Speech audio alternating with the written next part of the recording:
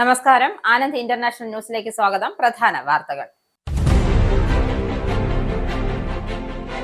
ബ്രിട്ടനിൽ മുൻ conservative M P Ben Bradley party വിട്ട് റിഫോം യുകെയിൽ ചേർന്നു. കഴിഞ്ഞ പൊതു തിരഞ്ഞെടുപ്പിൽ മാൻസ്ഫീൽഡിനെ പ്രതിനിധാനം ചെയ്തിരുന്ന എം പി ആയിരുന്നു ബ്രാഡ്ലി. തദ്ദേശ ഭരണകൂടങ്ങളുടെ ചെലവ് കുറയ്ക്കുന്നതിനുള്ള നടപടികൾ തേടി ബ്രാഡ്ലി സർക്കാർ വകുപ്പുകളുടെ കാര്യക്ഷമത വർദ്ധിപ്പിക്കുന്നതിന് ട്രംപ് ആവിഷ്കരിച്ച പദ്ധതികൾ ആവിഷ്കരിക്കും. യുകെയുടെ സമ്പദ് വ്യവസ്ഥ തകർക്കുന്നു എന്ന ഔദ്യോഗിക കണക്ക് പുറത്ത്. ഒക്ടോബറിൽ പ്രതീക്ഷിച്ച വളർച്ച കൈവരിക്കാനാവാതെ 0.1% ചുരുങ്ങി. തുടർച്ചയായി 3 മാസവും സമ്പദ് വ്യവസ്ഥ ഇടിഞ്ഞത് ആശങ്ക ഉയർത്തുന്നു. ജാഗ്വാർ ലാൻഡ് റോവർ ഉൾപ്പെടെയുള്ള വാഹന നിർമ്മാണം 17.7% ഇടിഞ്ഞതോടെ സാമ്പത്തിക ആഘാതം കൂടുതൽ രൂക്ഷമായി. ബാങ്ക് ഓഫ് ഇംഗ്ലണ്ട് അടിസ്ഥാന പലിശ നിരക്ക് കുറയ്ക്കും. ബാങ്കുകൾ തമ്മിലുള്ള മോർട്ട്ഗേജ് പോര് തുടങ്ങി. ബാങ്ക് ഓഫ് ഇംഗ്ലണ്ട് അടിസ്ഥാന പലിശ നിരക്ക് 4% നിന്നും 3.75% കുറയ്ക്കും. ബ്രിട്ടനിലെ ഹാലിഫാക്സ് അവരുടെ ഫിക്സഡ് റേറ്റ് ഡീലുകൾ 0.17% വരെ കുറയ്ക്കും. പലിശ നിരക്കിലെ ഏറ്റക്കുറച്ചിലുകൾ മോർട്ട്ഗേജ് നിരക്കുകളിലും സ്വാധീനിക്കും.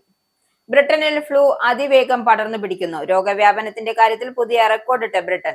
ആശുപത്രികളിൽ കൂടുതൽ രോഗികൾ പ്രവേശിപ്പിക്കപ്പെടുന്നതിലും ചികിത്സയ്ക്ക് തടസ്സം നേരിടുന്നു. NHS-ന് മേൽ കടുത്ത സമ്മർദ്ദം ചെലുത്താൻ royal College of nursing. G7 കൂട്ടായ്മയ്ക്ക് പകരം കോർ 5 എന്ന പുതിയ സൂപ്പർ ക്ലബ് രൂപീകരിച്ച് Donald Trump. America, Russia, China, India, Japan എന്നീ 5 ശക്ത രാഷ്ട്രങ്ങളെ ഉൾപ്പെടുത്തിയാണ് കോർ 5 എന്ന പുതിയ സൂപ്പർ ക്ലബ് രൂപീകരിക്കുന്നത്. ക്ലബ് രൂപീകരണ ലക്ഷ്യം യൂറോപ്പിന്റെ സ്വാധീനത്തെ വെട്ടിക്കുറയ്ക്കൽ.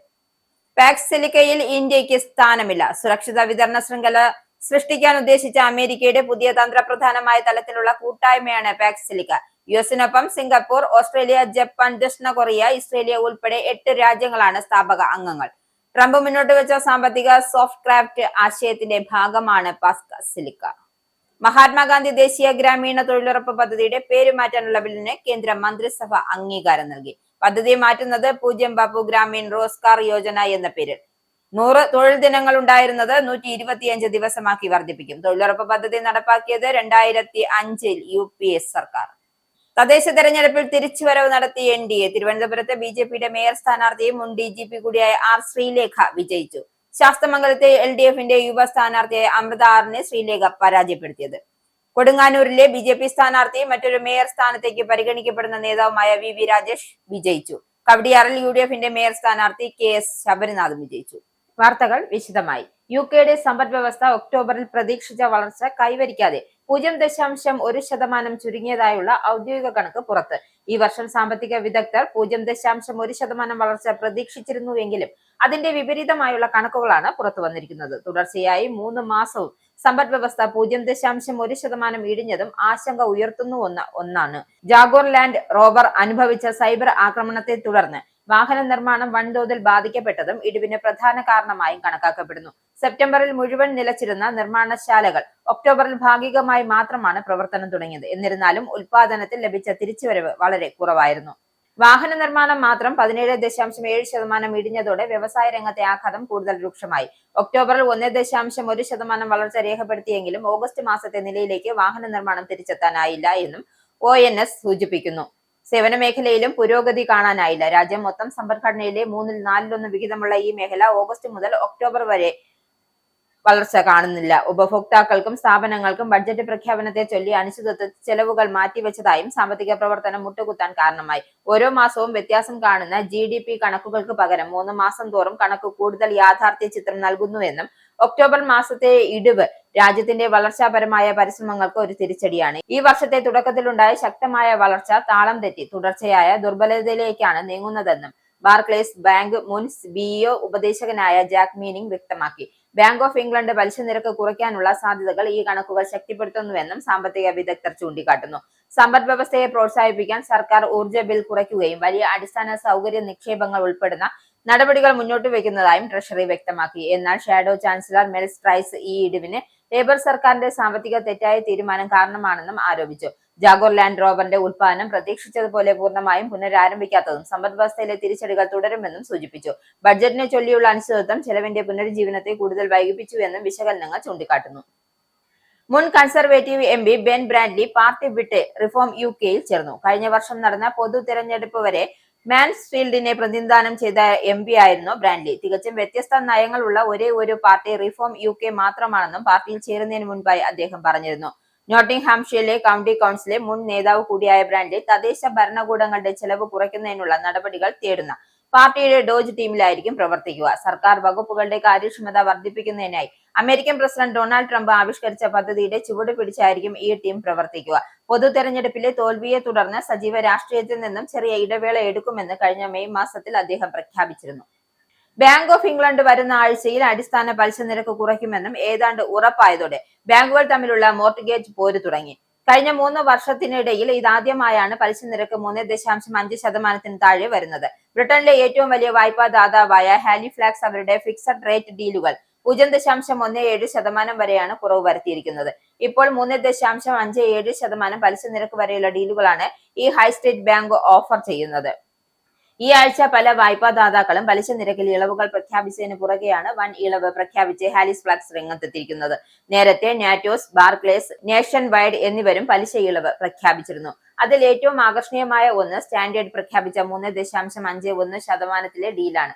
പുതുവത്സരത്തിലും മോർട്ട്ഗേജ് നിരക്കുകൾ വീണ്ടും താഴുമെന്നും സാമ്പത്തിക വിദഗ്ധർ കണക്കാക്കുന്നു. 3% വരെ പലിശ നിരക്ക് താഴാൻ ഇടയുണ്ട് എന്ന് അവർ വ്യക്തമാക്കുന്നു. 40% ഡെപ്പോസിറ്റ് നൽകി മോർട്ട്ഗേജ് ശ്രമിക്കുന്നവർക്ക് തിരഞ്ഞെടുക്കാൻ ഇപ്പോൾ 3.65% താഴെ പലിശ നിരക്കുള്ള 5 ഡീലുകളാണ് ഉള്ളത്.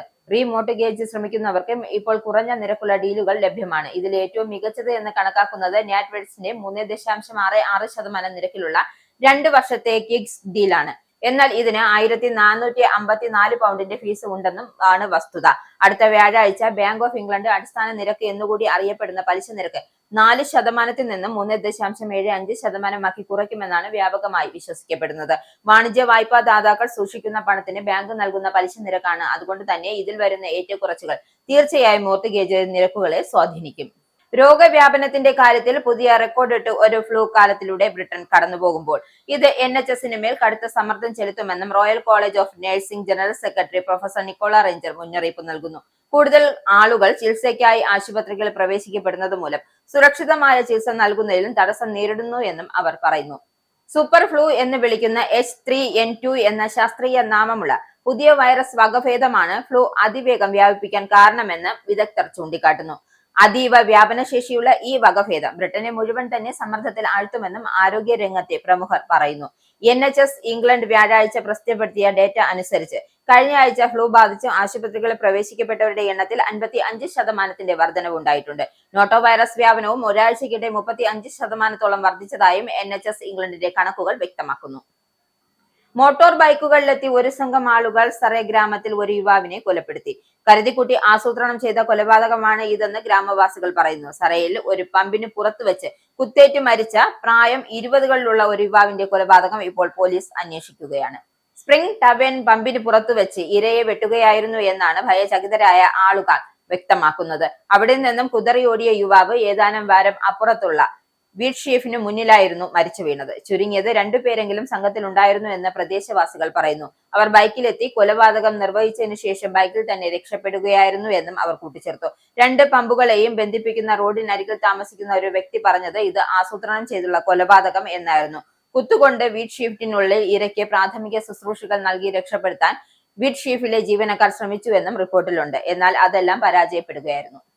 American president Donald Trump US, Russia, China, India, Japan എന്നീ 5 ശക്ത രാഷ്ട്രങ്ങളെ ഉൾപ്പെടുത്തി കോർ 5 എന്ന പുതിയ സൂപ്പർ ക്ലബ്ബ് രൂപീകരിക്കാൻ ആലോചിക്കുന്നുവെന്ന് റിപ്പോർട്ട്. പൊളിറ്റിക്കോ ഡിഫൻസ് ഫണ്ടിനെ ഉദ്ധരിച്ച് റിപ്പോർട്ട് ചെയ്യുന്നതിനനുസരിച്ച് ഇത് നിലവിലുള്ള G7 കൂട്ടായ്മയ്ക്കെതിരെ രൂപം കൊടുത്തുന്ന യൂറോപ്പിന്റെ സ്വാധീനത്തെ വെട്ടിക്കുറയ്ക്കുകയും ചെയ്യുന്ന നീക്കമായിരിക്കും ഇത്.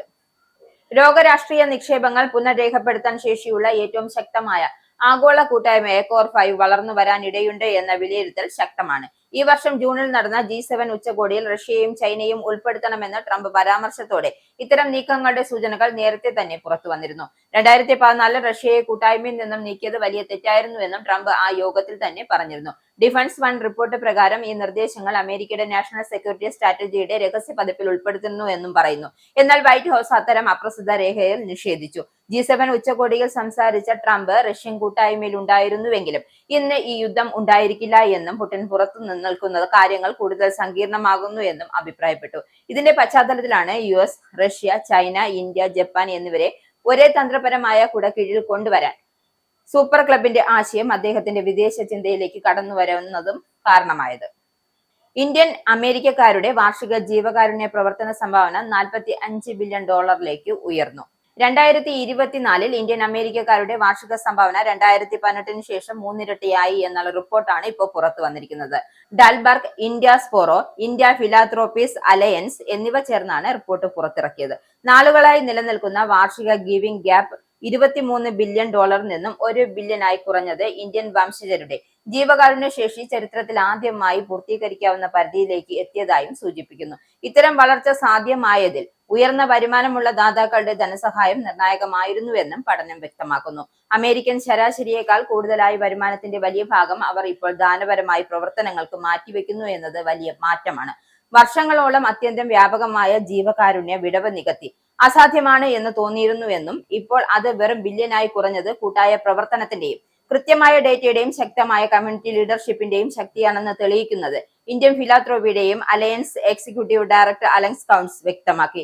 2018 പഠനം ഇന്ത്യൻ വംശജരുടെ ജീവകാരുണ്യ പ്രവർത്തനങ്ങൾ അസാധാരണമായ സാധ്യതകൾ ഉണ്ട് എന്ന് കാണിച്ചുവെങ്കിലും ഇതിനുള്ള ശ്രമങ്ങൾ കോവിഡ് കാലത്ത് വേഗതയാർജിക്കുകയും 2025 റിപ്പോർട്ട് സമൂഹത്തിലെ മികച്ച പുരോഗതിയുണ്ടെന്ന് തെളിയിക്കുന്നതായും ഇന്ത്യാസ്പോറോ സ്ഥാപകൻ വ്യക്തമാക്കി.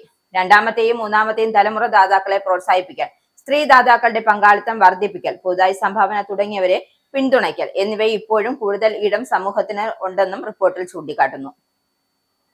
ആഗോള നിർണായക ഖനിജങ്ങൾ, ഉയർന്ന സാങ്കേതിക വിദ്യകൾ, അഡ്വാൻസ്ഡ് മാനുഫാക്ചറിംഗ്, സെമി കണ്ടക്ടർ മേഖലകളിലെ സുരക്ഷിത വിതരണ ശൃംഖലകൾ സൃഷ്ടിക്കാൻ ഉദ്ദേശിച്ച അമേരിക്കയുടെ പുതിയ തന്ത്രപ്രധാനമായ തലത്തിലുള്ള കൂട്ടായ്മയുടെ പാക്സ് സിലിക്ക ഇന്ത്യക്ക് സ്ഥാനമില്ല.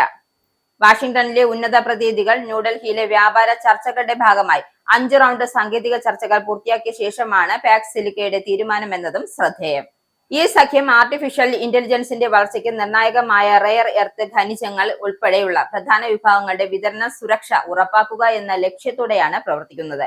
ലോകത്തെ റെയർ എർത്ത് ഖനനത്തിന്റെ ഏകദേശം 70% നിയന്ത്രിക്കുന്ന ചൈനയുമായുള്ള ആശ്രയം കുറയ്ക്കുകയും ആണ് ഇതിന്റെ ഉദ്ദേശം. ഡൊണാൾഡ് ട്രംപ് ഭരണകൂടം മുന്നോട്ട് വെക്കുന്ന പദ്ധതിയിൽ യുഎസിനൊപ്പം സിംഗപ്പൂർ, ഓസ്ട്രേലിയ, ജപ്പാൻ, ദക്ഷിണ കൊറിയ, ഇസ്രയേൽ ഉൾപ്പെടെ 8 രാജ്യങ്ങളാണ് സ്ഥാപക അംഗങ്ങൾ. ശാന്തി, സ്ഥിരത തുടങ്ങിയ അർത്ഥങ്ങളുള്ള ലാറ്റിൻ വാക്കായ പാഗസും കമ്പ്യൂട്ടർ ചിപ്സുകളും നിർമ്മിക്കാൻ ഉപയോഗിക്കുന്ന അടിസ്ഥാന സംയുക്തമായ സിലിക്കയുമായാണ് ഈ പേരിന് പിന്നിൽ. ലോകത്തെ പ്രധാന സാങ്കേതിക കമ്പനികളുള്ള രാജ്യങ്ങളെ ഒന്നിച്ചു ചേർത്ത് പുതിയ AI കാലഘട്ടത്തിന്റെ സാമ്പത്തിക സാധ്യതകൾ തുറക്കുക എന്നതാണ് പദ്ധതിയുടെ ലക്ഷ്യമെന്നും അമേരിക്കൻ സ്റ്റേറ്റ് ഡിപ്പാർട്ട്മെന്റ് പ്രസ്താവനയിൽ അറിയിച്ചു.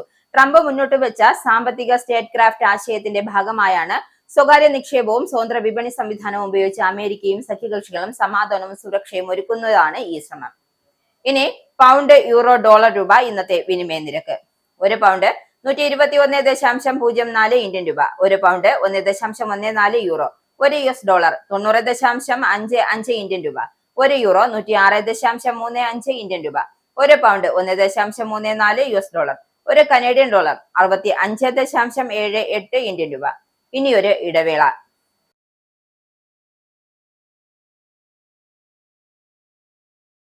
വാർത്തകൾ വിശദമായി.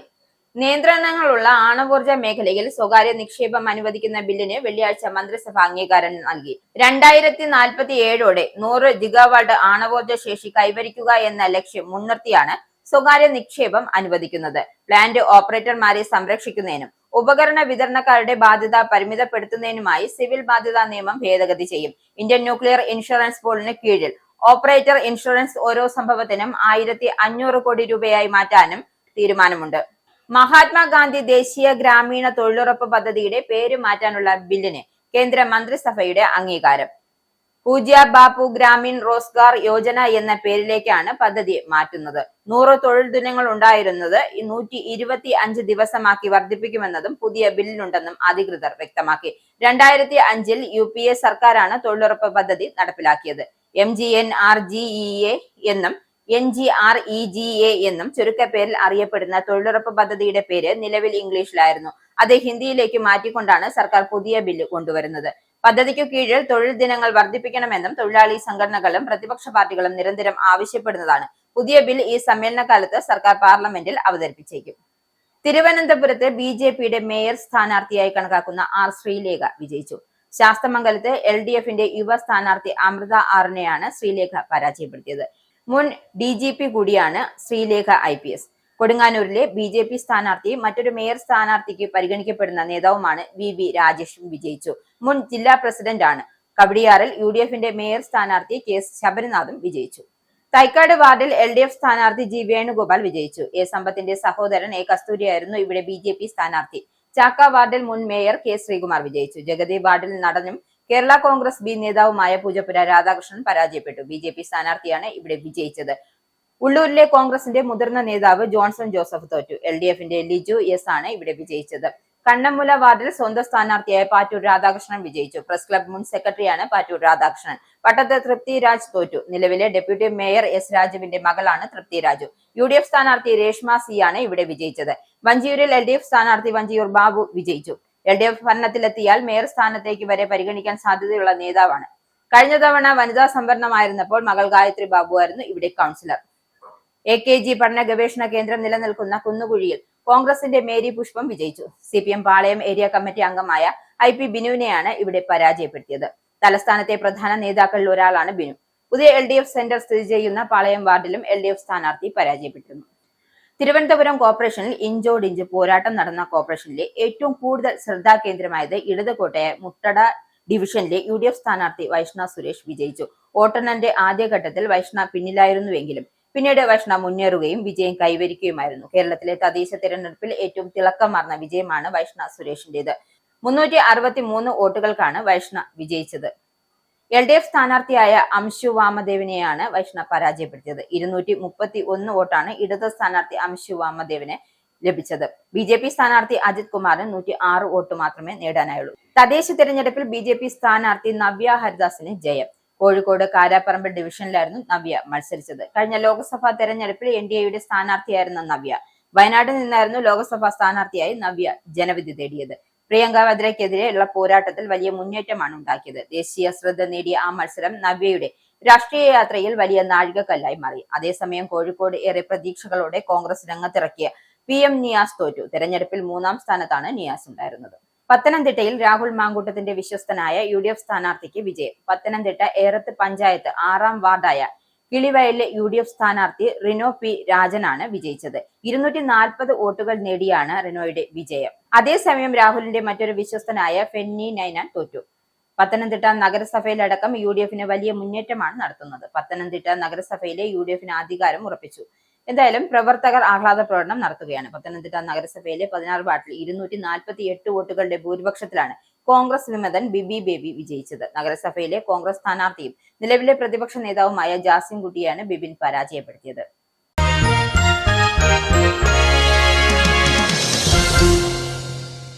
ഇനി സ്പോർട്സ്.